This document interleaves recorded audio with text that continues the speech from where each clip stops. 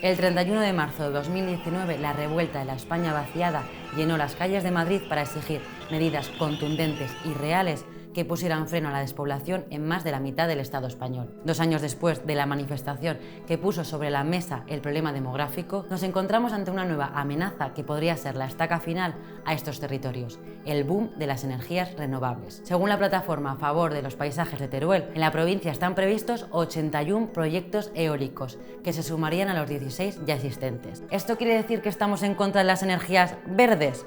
No, para nada, pero sí en contra del modelo privado de expansión que se está cebando con los territorios de Aragón más abandonados por las instituciones. Y es que no es oro todo lo que reluce. En primer lugar, no hay energía ni edificación que no tenga un coste medioambiental, por mucho greenwashing que le quieran pintar. Tanto las placas solares como los molinos de viento precisan de metales raros para su construcción.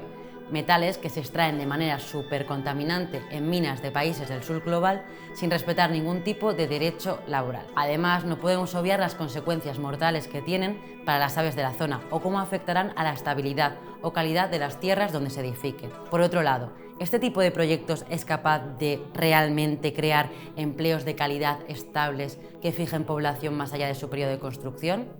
No podemos cerrar los ojos ante un boom especulativo que únicamente busca llenar los bolsillos de las grandes empresas a costa de destrozar el patrimonio paisajístico, cultural e histórico de nuestros pueblos. Qué curioso que no hay ningún tipo de proyecto cerca de Madrid, Barcelona u otras grandes urbes que serán las principales receptoras de la energía que se produzca. Energía que, por cierto, no va a ser pública, mientras siga controlada por el oligopolio energético que busca nuevos nichos de mercado donde aumentar su rentabilidad mientras desvaloriza el medio rural y sigue controlando el precio de la luz. Por lo tanto, no va a haber una transición ecológica real y posible mientras no haya un cambio en el paradigma económico, que pase del crecimiento ilimitado de unos pocos al beneficio de la mayoría. Por ello, queremos señalar la posición de subordinación de Aragón respecto al Estado español, que permite la extracción masiva de sus recursos y defenderlo como un sujeto político soberano capaz de decidir su futuro. Futuro que parece que no vendrá ni por parte del gobierno autonómico ni del central.